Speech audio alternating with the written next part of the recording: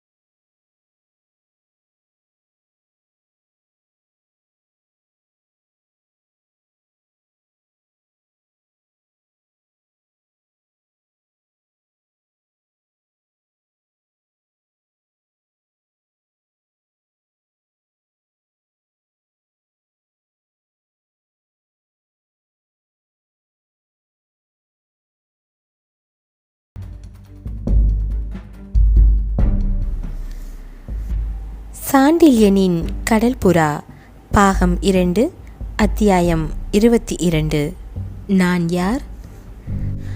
அன்று வரை தான் என்றுமே கேட்டிராத புது தொனி கண்டத்திலிருந்து ஒலிக்கவும், அந்த வினாடி வரை தான் ஆயுளில் பார்க்காத புத்தொளி முகத்தில் படர்ந்து நிற்கவும், இதோ என்னை பார் மஞ்சளழகி என்று தன்னை அழைத்த தந்தை முகத்தை ஏறெடுத்து நோக்கிய அக்ஷயமுனை பாவை தந்தை குரலிலும் முகபாவத்திலும் ஏற்பட்ட அந்த புது மாற்றத்தை கண்டதும் குழம்பினாள். எந்த சமயத்திலும் வஞ்சகமும் குரூரமும் நிரம்பவும் பார்வையை உடையவரும், அந்த குரூரத்திலும் வஞ்சகத்திலும் கூட இனியதொரு தோற்றத்தையும் நிதானத்தையும் முகத்தில் படரவிட்டு கொள்ளக்கூடியவருமான தன் தந்தையின் முகத்தில் அந்த சமயத்தில் இயற்கையாக உள்ள துஷ்டத்தனமும் வீரமும் அடியோடு மறைந்து விட்டதையும் பொறுப்பும் கடமையும் தோய்ந்த கவலை தோற்றமே அதில் நிரம்பி கிடந்ததையும் கண்ட மஞ்சளழகியின் இதயத்தில் தந்தையின் நிலை பற்றிய குழப்பத்தோடு ஆச்சரியமும் கலந்து கொண்டது. ஸ்ரீவிஜய சாம்ராஜ்யத்தின் உபதளபதியை கூட தீர்த்து கட்டி அவனையும் சித்திரமாக தீட்டி ஸ்ரீவிஜயத்தின் சக்தியை கூட லட்சியம் செய்யாமல் அதே அறையில் பலரும் பார்க்கும்படியாக படத்தை மாட்டி வைத்திருக்கும் நெஞ்சுரமுள்ள தன் தந்தையின் தைரியமெல்லாம் அப்பொழுது பறந்துவிட்டதையும், ஏதோ பெரும் மனச்சுமையொன்று அவர் சித்தத்தை அழுத்தி கொண்டிருப்பதையும் கவனித்த மஞ்சளழகி, தந்தையின் இதய சுமை எதுவாயிருக்கும் என்று தன்னைத்தானே ஒரு வினாடி கேட்டுக்கொண்டு விடை காணாமல் தவித்தாள். அந்த கேள்விக்கு விலை அக்ஷயமுனை கோட்டை தலைவன் அடுத்து துவங்கிய பேச்சில் இருந்தது. விடை காண விடையின் பொருள் மெல்ல விரிய விரிய மஞ்சளழகியின் உணர்ச்சிகள் பெரும் துடிப்பை பெற்றன. உணர்ச்சி துடிப்பினால் அவள் இதய துடிப்பும் புத்தியின் வேகமும் அபரிமிதப்பட்டு அவள் எதையும் தாங்க சக்தியை இழந்த நிலையை அடைந்தாள். அக்ஷயமுனை கோட்டை தலைவன், இதோ பார் மஞ்சளழகி என்று அழைத்து விட்டானே தவிர, அந்த சொற்களுக்கும் அவன் சம்பாஷணையை தொடங்குவதற்கும் இடைக்காலம் அவசியத்துக்கு அதிகமாகவே இருந்தது. தன் அழைப்புக்கிணங்கி தன்னை ஏறெடுத்து நோக்கிய தன் மகளின் விழிகளை அவன் விழிகள் சந்திக்க மறுத்தன. யாரையும் அலட்சியமாக ஆராய்ச்சி செய்யும் சுவாபமுள்ள அவன் வஞ்சக கண்கள் ஒரு வினாடி மட்டும் அவள் பார்வையுடன் கலந்தனவே தவிர, அடுத்த வினாடி திரும்பி அக்கம் பக்கத்தில் இருந்த சுவர்களையே நோக்கின. கைகளை பின்புறத்தில் கட்டிக்கொண்டும் சில சமயங்களில் சுவரையும் சில சமயங்களில் தரையையும் நோக்கிக்கொண்டு மஞ்சளழகியை விட்டு சற்று தள்ளியே நின்றும் பேசினான் பலவர்மன். மஞ்சளழகியை அழைத்து அவள் ஏறெடுத்து பார்த்த சில வினாடிகளுக்கு பிறகு மிகுந்த தயக்கத்துடனும், ஆனால் கடமையை செய்கிறோம் என்ற எண்ணத்தால் உறுதியுடனும் மீண்டும் ஒரு முறை மஞ்சளழகி, மகளே என்று அழைத்த அக்ஷயமுனை கோட்டை தலைவனுக்கு, ஏன் அப்பா என்று கனிவுடன் பதில் கொடுத்தாள் மனசெல்லாம் காதலால் கனிய உட்கார்ந்திருந்த அந்த பருவக்கன்னி. மஞ்சளழகி, எத்தனை அழகான பெயர்! உன் பசும் பொன் நிறத்திற்கு இதைவிட அழகான பெயரை யார் சூட்ட முடியும்? உன் மஞ்சள் உடலை நானும் பார்த்திருக்கிறேன். ஆனால் எனக்கு ஏன் இந்த பெயர் மனதில் பதியவில்லை? வளர்ப்பவன் பார்வை வேறு, அடைந்து ஆள்பவன் பார்வை வேறு. ஒருவனுக்கு தோன்றாதது இன்னொருவனுக்கு தோன்றுகிறது என்று தானே ஏதோ பேசிக்கொண்ட அக்ஷயமுனை தலைவன், மஞ்சளழகி, உனக்கு இந்த பெயரே தற்சமயம் இருக்கட்டும். நான் வைத்த பெயர், உன் உயர்பெயர் உலகத்துக்கு தெரியும் காலம் வந்தாலும் வரும், வராவிட்டாலும் இல்லை. இன்று அதை பற்றி நான் எதுவும் நிச்சயமாக சொல்ல முடியாது என்று ஏதோ புதிர் போடும் முறையிலும் கூறினான். அவன் சொற்களின் பொருள் எதுவும் அவளுக்கு தெரியாததால் அவள் குழம்பினாள். அந்த குழப்பத்துடன் கேட்கவும் செய்தாள், நீங்கள் என்ன சொல்கிறீர்கள் என்று. உள்ளதை சொல்கிறேன் மஞ்சளழகி, உள்ளதை சொல்லும் காலம் வந்துவிட்டது. அது இத்தனை சீக்கிரம் வரும் என்று நான் எதிர்பார்க்கவில்லை. வந்த பின் என் கடமையை செய்வது அவசியமாகிறது. ஆகவே இனியும் காலம் தாழ்த்துவது முறையல்ல என்றான் பலவர்மன் எதிரே இருந்த ஆசனத்தில் குமிழியை தடவிக்கொண்டே. நீங்கள் சொல்வது பெரும் புதிராயிருக்கிறது தந்தையே என்றாள் மஞ்சளழகி குழப்பமொழித்த குரலில். பலவர்மன் ஒரு வினாடி மட்டும் அவளை திரும்பி நோக்கிவிட்டு, உன் வாழ்க்கையே ஒரு பெரும் புதிர் மகளே என்று திடமாக சொன்னான். விடுகதையை விண்டுத்தான் சொல்லுங்களேன் என்று கேட்டாள் அவள். முழுவதும் விண்டு சொல்ல எனக்கு உரிமை இல்லை மகளே, ஆனாலும் ஓரளவு சொல்லலாம். சொல்வதை மட்டும் கேட்டுக்கொள், காலம் வரும்போது மற்றதையும் நீ அறிவாய் என்று மீண்டும் அவளுக்கு முதுகை திருப்பிக் கொண்ட அக்ஷயமுனை கோட்டை தலைவன், மகளே, நம் இருவர் வாழ்க்கையிலும் பெரும் திருப்பங்கள் ஏற்படுத்திய நாள் இது. இன்று வந்த இளைய பல்லவன் உன் வாழ்க்கையில் மட்டுமல்ல, என் வாழ்க்கையிலும், ஏன் இந்த ஸ்ரீவிஜய சாம்ராஜ்யத்தின் வாழ்க்கையிலும் குறுக்கே புகுந்திருக்கிறான். அதன் விளைவு நல்லதா பொல்லாததா எனக்கு தெரியாது. ஆனால் அவன் குறுக்கீட்டை, செல்வாக்கை இனி இந்த அக்ஷயமுனையில் அவன் துவங்கக்கூடிய அலுவல்களை நானோ நீயோ தடை செய்ய முடியாது. ஆகவே அவற்றை நமக்கு, நமது நாட்டுக்கும் எத்தனை பயனுள்ளதாக செய்து கொள்ள முடியுமோ அத்தனை பயனுள்ளதாக செய்து கொள்ள வேண்டும். புரிகிறதா என்று கேட்டான். உண்மையில் அக்ஷயமுனை கோட்டை தலைவன் எதை சொல்ல முயல்கிறான் என்பது அவளுக்கு புரியவில்லை. ஆகவே புரியவில்லை என்று உண்மையை சொன்னாள் அவள். புரியாதது எனக்கு வியப்பாயில்லை மகளே. உனக்கு இன்று பல விஷயங்கள் புரியவில்லை. உதாரணமாக, உன் பேச்சும் போக்கும் உனக்கு புரியவில்லை. ஒரு தந்தை மகளிடம் பேசத்தகாத வார்த்தைகளை நான் பேசினேன் அல்லவா என்று கேட்டான் அவன். ஆம், பேசினீர்கள் என்றாள் அவள், அவன் எதற்காக அந்த கேள்வியை கேட்கிறான் என்பதை அறியாமல். ஏன் அப்படி பேசுகிறீர்கள் என்று நீ கேட்டாய் என்று பலவர்மன் பழைய கேள்வியை நினைப்பூட்டினான். ஆம், கேட்டேன் என்றாள் அவள். எதற்காக அந்த பழைய கேள்வியை திரும்ப வலியுறுத்துகிறார் தந்தை என்பதை புரிந்து கொள்ள முடியாமல் மிகுந்த குழப்பத்துடன். அந்த கேள்விக்கு பதில் சொல்வது அத்தனை சுலபமல்ல மகளே என்ற பலவர்மன் சோக பெருமூச்சு விட்டான். ஏன், என்ன கஷ்டம் அதில் என்று அவள் வினவினாள், குழப்பம் முன்னைவிட அதிகமாக. சுமார் 19 வருஷங்களின் பொய்யை உடைப்பது அத்தனை சுலபம் என்று நினைக்கிறாயா நீ என்று கேட்டான் பலவர்மன். 19 வருஷங்களின் பொய்யா? ஆம். அத்தனை நாள் பொய் ஏன் மறைந்து கிடந்தது? மெய்யை சொல்ல அவசியமில்லை. இப்பொழுது அவசியம் ஏற்பட்டிருக்கிறதா? சந்தேகத்துக்கு இடமின்றி ஏற்பட்டிருக்கிறது.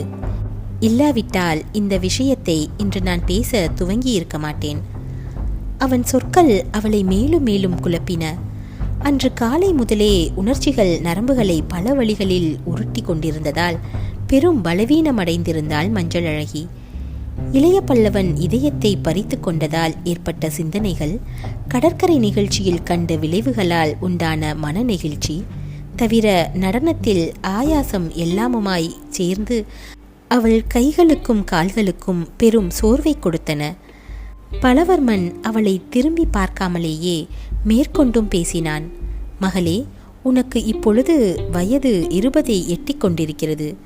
சுமார் 19 ஆண்டுகளாக நீயும் நானும் எத்தனையோ மகிழ்ச்சியுடன் இருந்தோம். அந்த மகிழ்ச்சி மேலும் நீடிக்குமா நீடிக்காதா என்பது நான் சொல்வதை கேட்டதும் உன் மனதில் விளையக்கூடிய உணர்ச்சிகளை பொறுத்தது. ஆம், நான் சொல்லப்போகும் விஷயம் எத்தகைய மாற்றத்தையும் ஏற்படுத்தக்கூடியதுதான். அந்த மாற்றம் மகிழ்ச்சியையும் அளிக்கலாம், வெறுப்பையும் அளிக்கலாம் என்று கூறிவிட்டு சற்று நிதானித்த அவன், வெறுப்பை அளிப்பதானால் அதையும் நான் ஏற்க கடமைப்பட்டவன். ஒரு தந்தை மகளிடம் பேசக்கூடாத வார்த்தைகளை எப்படி பேசினேன் என்று கேட்டாய். பேசினதற்கு உண்மை காரணம் தெரியுமா என்று கேட்ட பலவர்மன் சரேலென திரும்பி அவளை கூர்ந்து நோக்கினான். காரணத்தை ஓரளவு அவள் யூகித்து விட்டதால் அவள் கண்கள் அவனை வெறித்து நோக்கின. அவள் முகத்தில் இரத்தம் குபீரென பாய்ந்து உணர்ச்சி வெள்ளத்தை காட்டின. தயங்க வேண்டாம், சொல்லுங்கள். உணர்ச்சி வேகத்தில் வெளிவந்தன அவள் சொற்கள். சிரமப்பட்டு பலவர்மன் முகத்தில் பெரும் மாறுதலும் உறுதியும் தாண்டவமாடின. அவன் பதில் கூறிய போது சொற்களும் திடமாகவே உதிர்ந்தன. நீ என் மகளும் அல்ல, நான் உனக்கு தந்தையும் அல்ல என்ற பலவர்மன் ஏதோ பெரும் தியாகத்தை செய்தவன் போல் அவளை உற்று நோக்கினான்.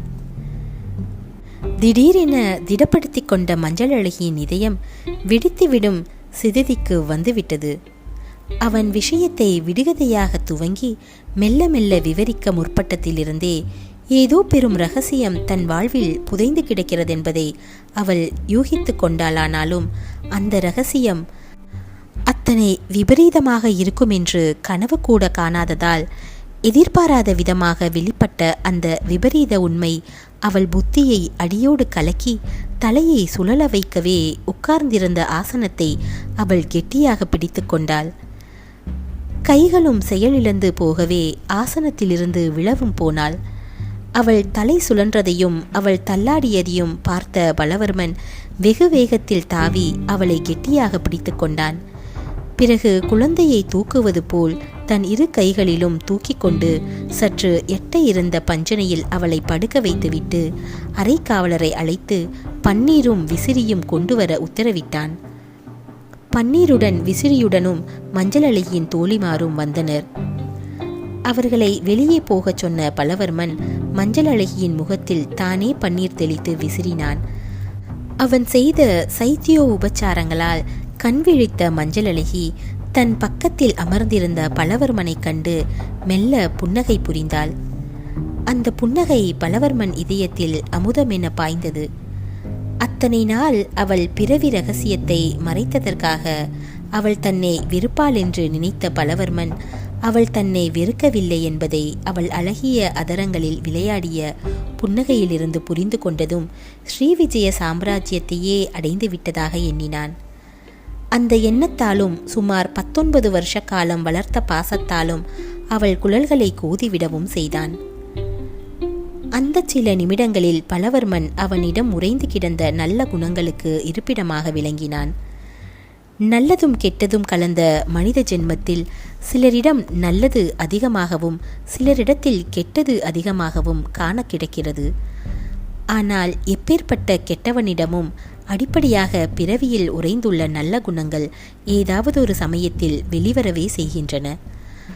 அத்தகைய ஒரு நிலையிலிருந்த பலவர்மனிடம் இதயம், வஞ்சகம், சுயநலம் எல்லாம் அந்த தருணத்தில் மறைந்து அன்பும் பாசமும் மேலெழுந்து நின்றன. ஆகவே அன்பெல்லாம் ததும்ப மஞ்சளழகியை அழைத்தான் அவன். மகளே என்று. அவள் புன்முறுவல் மேலும் முகத்தில் நன்றாக படர்ந்தது. ஏன் என்று கேட்டாள் அவள். இப்பொழுது எப்படி இருக்கிறது? பாதகமில்லை. அதிர்ச்சி தரும் செய்தியை சொல்லிவிட்டேன். ஆமாம், எத்தனையோ நிதானமாகத்தான் சொன்னேன். ஆமாம், இருப்பினும் மூர்ச்சையாகிவிட்டாய். உன்மேல் பிசகில்லை. எனக்கு சொல்லும் முறை தெரியவில்லை. நாகரீக சமூகத்தில் நான் உலாவி வெகுநாள் ஆகிவிட்டதல்லவா? அவள் சிரித்தாள். ஏன் சிரிக்கிறாய் என்று வினவினான் பலவர்மன். நீங்கள் நாகரீக சமூகத்தில் பழகி நாளாகிறது. நான் அதை கண்டதே இல்லை என்றாள் அவள். இருப்பினும் நீ சொல்லுங்கள் என ஆசையுடன் கேட்ட மஞ்சளழகி பலவர்மன் கையை பிடித்து கொண்டாள். அந்த பிடிப்பில் புத்திரியின் வாஞ்சை பூர்ணமாக ஓடுவதை உணர்ந்த பலவர்மன் அவள் கன்னத்தை தடவி கொடுத்து, வேண்டாம் மகளே, மேற்கொண்டு விவரம் கேட்காதே. நீ எனக்கு பிறந்த மகள் அல்ல, அதை மட்டும் தெரிந்து கொள் போதும் என்றான். போதாது, முழுதும் சொல்லுங்கள். நான் யார்? எங்கிருந்து என்னை கொண்டு வந்தீர்கள் என்று கேட்டாள் மஞ்சளழகி. நான் கொண்டு வரவில்லை என்று சொன்ன பலவர்மன் வருத்தம் தோய்ந்த புன்முறுவலொன்றை தன் வதனத்தில் படரவிட்டு கொண்டு, நான் எங்கிருந்தோ உன்னை தூக்கி கொண்டு வந்ததாக நீ நினைப்பதில் தவறில்லை மகளே. என் தற்கால வாழ்க்கை யாரையும் அபகரித்து செல்லும் கொள்ளைக்காரனையே யாருக்கும் நினைப்பூட்டும். நான் நல்லவன் அல்ல. என் வாழ்வில் நான் பல கொடிய செயல்களை புரிந்திருக்கிறேன். ஆனால் உன் விஷயத்தில் நான் எந்த பாவத்தையும் செய்யவில்லை. சுமார் 19 வருஷங்களுக்கு முன்பு நீயாக என்னிடம் வந்து சேர்ந்தாய் என்று கனவில் பேசுவது போல் பேசினான். ஆம், 19 வருஷங்களுக்கு முன்பு நடந்த கதை அது. அப்பொழுது நல்ல மழைக்காலம். அக்ஷயமுனையில் வெயில் எவ்வளவு உக்கிரமோ மழையும் அப்படி உக்கிரம் என்பதுதான் உனக்கு தெரியுமே. நான் சொல்லும் வருஷத்தில் மழை மிக பலம். அக்ஷயமுனையின் துறைமுகத்தில் இருந்த கப்பல்களில் 2 கவிழ்ந்துவிட்டன. இருளை கிழித்த மின்னலும் அக்ஷயமுனை கோட்டையை படுதூளாக்குவது போல் சப்தித்த இடிகளும் பிரளயத்தை சிருஷ்டிக்க முற்பட்டது போல் இருந்தன. நான் இதே அறையில்தான் அன்றும் உட்கார்ந்திருந்தேன். வெளிக்கதவு தடதடவென்று இடிபட்டது.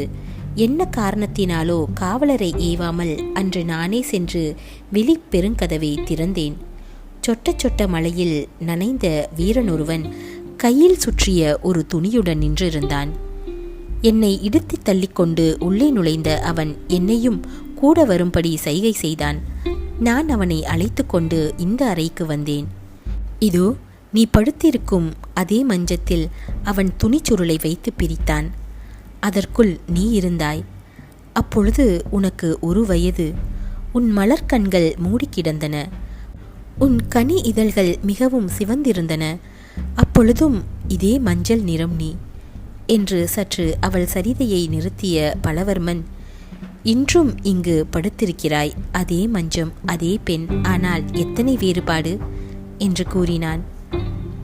மஞ்சள் அலையின் சித்தம் பல திசைகளில் சுழன்றது. வந்தவன் யார் என்று மெல்ல கேட்டாள். அவன் ஒரு வீரன். என்னை மட்டும் இங்கு விட்டு போய்விட்டானா? இல்லை, உன்னுடன் ஒரு ஓலையையும் விட்டு போனான்.